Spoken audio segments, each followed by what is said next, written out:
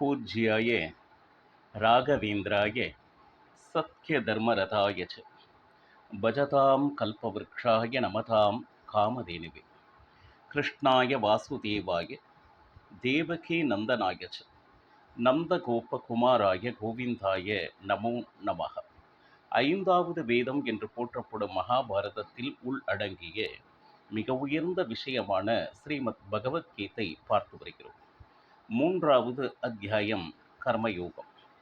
நாம் காலை முதல் இரவு வரை செய்கின்ற நித்திய கர்மங்கள், நித்திய வேலைகள், நித்திய செயல்கள், இவை அனைத்தும் நம்முள் இருந்து அவனால் இயக்கப்படுகின்றன என்பதனை அறிந்து எந்த ஒரு காரியமும் இது நம்மால் இங்கு செய்யப்படவில்லை என்கின்ற ஞானத்தோடு செய்தால் அதுவே கர்ம யோகமாகிறது. யோகம் என்றால் வழி, அவனை அடைவதற்கு உண்டான வழி என்றால் இது அவன் என்னுள் இருந்து செய்கிறான் என்று ஞானத்தோடு நீங்கள் உங்களுடைய கர்மங்களை செய்தால் அவனை அடைவதற்கு உண்டான வழி ஆகிறது, மார்க்கமாகிறது என்று கீதாச்சாரியார் அர்ஜுனனை பார்த்து அவனை மன சஞ்சலத்திலிருந்து வெளிவந்து போருக்கு தயாராக்கி கொண்டு இருக்கிறார்.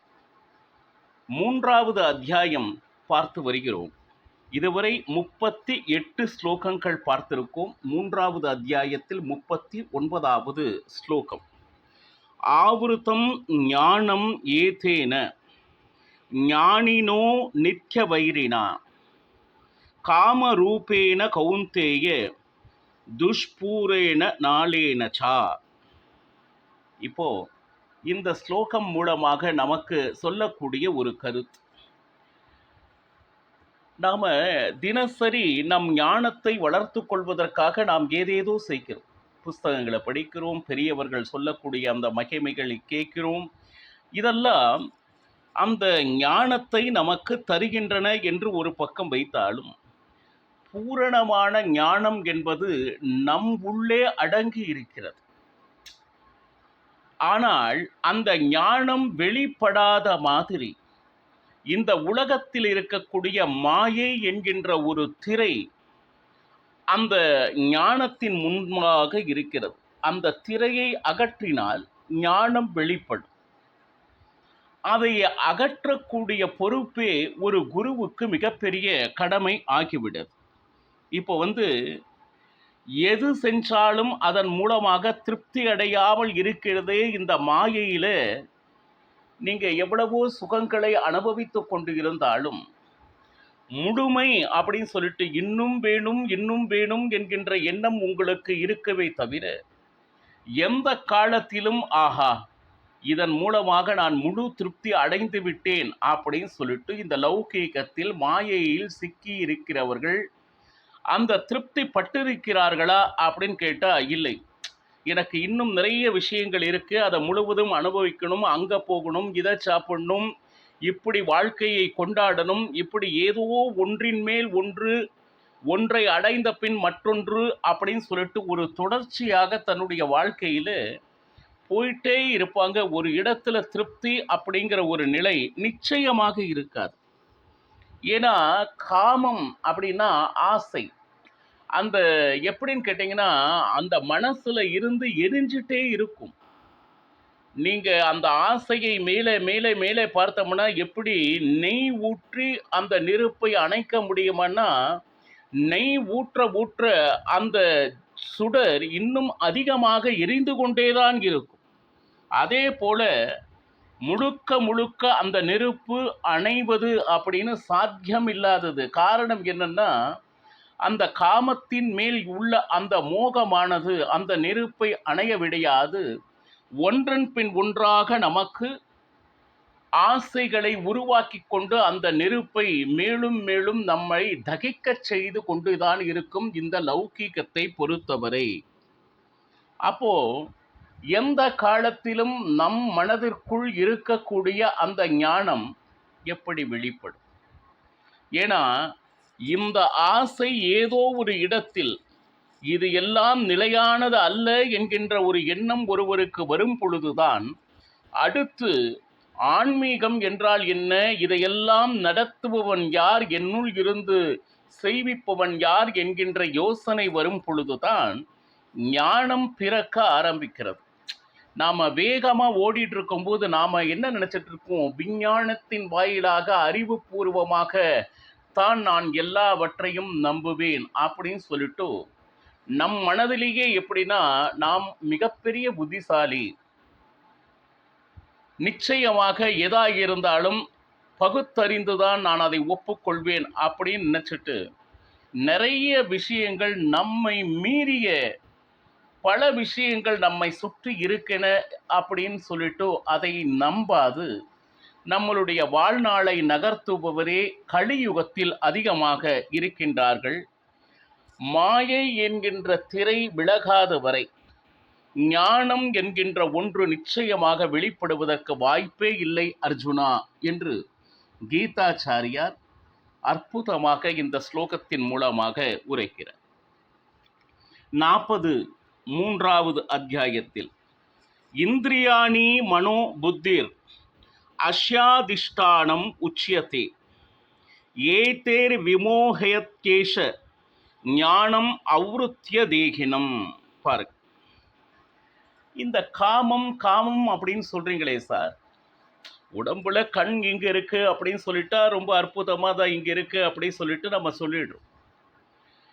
அந்த காமம் நம்ம உடம்புல எங்க வாசம் செய்கிறது என்கின்ற ஒரு கேள்வியை அவராகவே போட்டு அதற்கு உண்டான விடை தர முயற்சிக்கிறார். இந்த உலகத்துல பாருங்க, இந்திரியங்கள் என்று சொல்லக்கூடிய கண், காது, மூக்கு, நாக்கு, தோல் அப்படின்னு சொல்லிட்டு கர்மேந்திரியங்கள், ஞானேந்திரியங்கள் அப்படின்லாம் நம்ம சொல்றோம். இந்த இந்திரியங்களை வைத்துத்தான் இந்த உலகத்தை பார்க்க, கேட்க, சுவைக்க செய்து கொண்டிருக்கிறோம். அப்போ இந்த காமமானது அது இருக்கக்கூடிய அந்த புகலிடமாக இருக்கக்கூடிய அமரக்கூடிய இடமாக இருப்பது முதலில் நம் இந்திரியங்களுக்குள் சென்று ஒரு விஷயத்தை பார்த்தால் மீண்டும் மீண்டும் அதை பார்க்க தூண்டுகிறது. ஒரு விஷயத்தை கேட்டால் அதை மீண்டும் மீண்டும் கேட்டு அதற்கு அடிமையாகி விடுகிறது. அதை கேட்காமல் நம்மால் இருக்க முடியாது என்கின்ற நிலைக்கு தள்ளி செல்கிறது.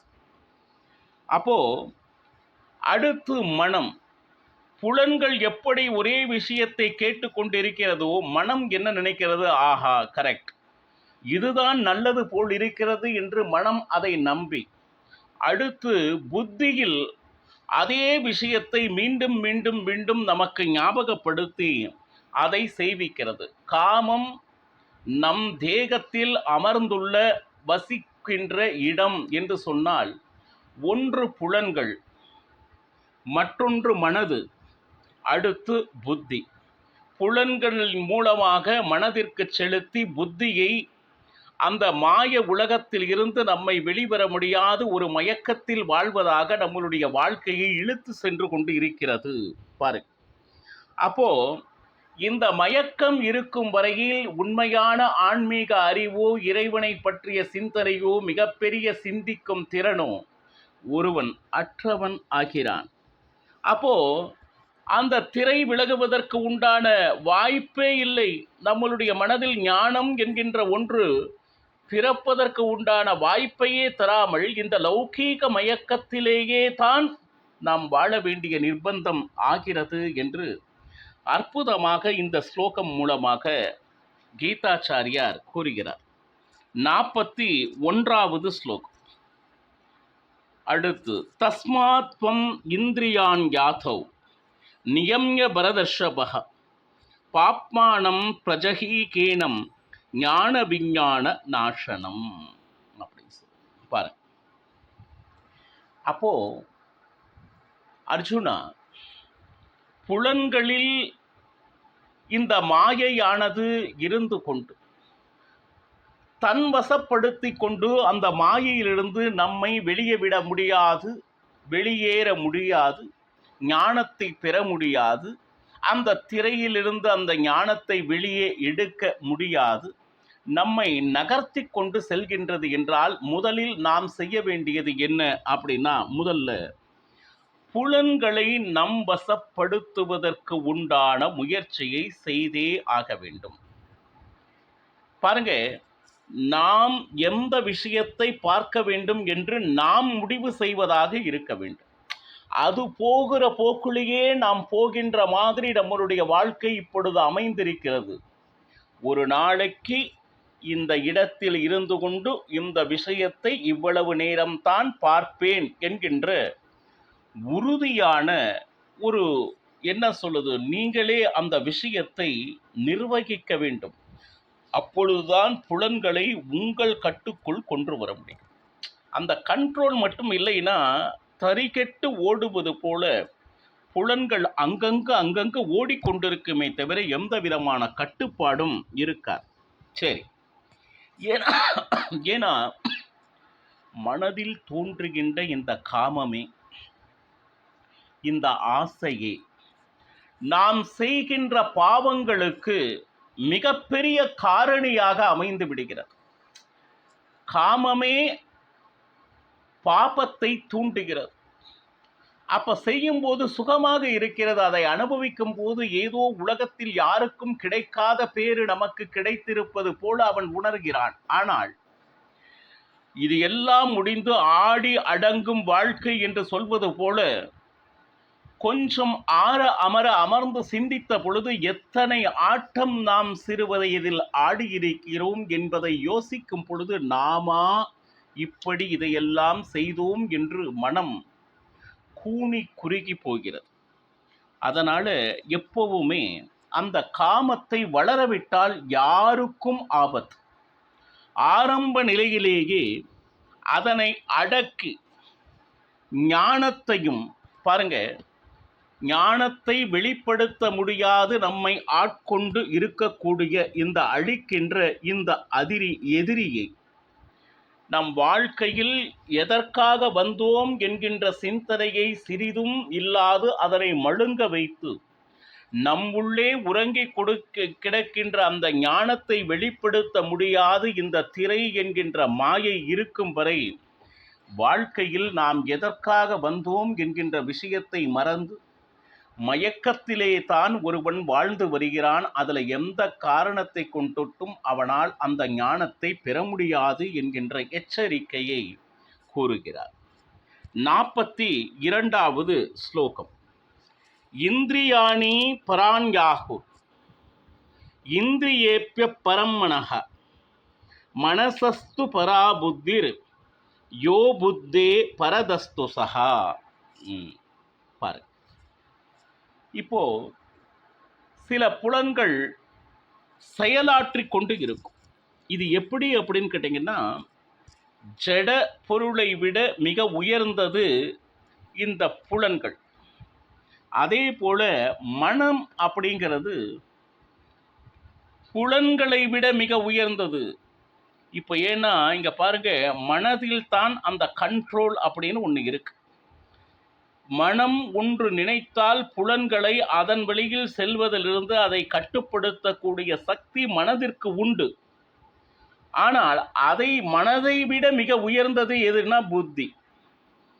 அப்போ இதையே நீங்க முதல்ல புத்தியை சரி செஞ்சு, நாம் தவறான வழியில் சென்று கொண்டு இருக்கிறோம் அப்படின்னு சொல்லிட்டு அந்த புத்தியை நம்ப வைத்து அதை உங்கள் மனதில் மிக அதிகமான முறை என்ன சொல்லுது சொல்லி சொல்லி சொல்லி இதிலிருந்து நான் கண்டிப்பாக வெளியே வர வேண்டும் என்கின்ற எண்ணத்தை உங்கள் மனதிற்கு நீங்கள் தான் அறிவுறுத்தி அதற்கு பிறகு புலன்களை அங்கங்கு போகிறது இல்லையா, அந்த போகிற எந்த அளவுக்கு போகிறதோ அதை கொஞ்சம் கொஞ்சமாக நம் வசப்படுத்துகின்ற முயற்சியை யார் ஒருவன் எடுக்கிறானோ, முதல்ல ஃபர்ஸ்ட் அக்செப்ட். என்னன்னு, தவறான வழியில் நான் சென்று கொண்டு இருக்கிறேன் என்பதை முதலில் நாம் நம்ப வேண்டும். இதற்காக இந்த உலகத்திற்கு நான் வரவில்லை. எதையெல்லாம் சுகம் என்று நான் அனுபவித்துக் கொண்டிருக்கிறேனோ அது நிரந்தரமான சுகம் அல்ல. அது நிச்சயமாக அந்த சுகமே துக்கத்திற்கு காரணமாகிவிடும்.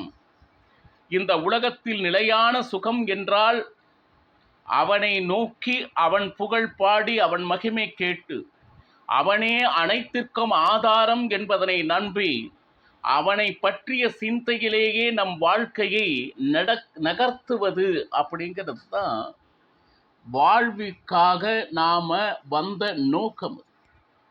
அந்த நோக்கத்தை விட்டுவிட்டு ஏதோ ஒரு விஷயத்தை நோக்கி நான் உலகத்தில் பெரிய மனிதனாக வேண்டும், பல மாடி வீடுகளை கட்ட வேண்டும் அப்படின்னு சொல்லிட்டு கடைசியில் அதையெல்லாம் இங்கேயே விட்டுவிட்டு அவன் சென்று கொண்டிருக்கிறான்.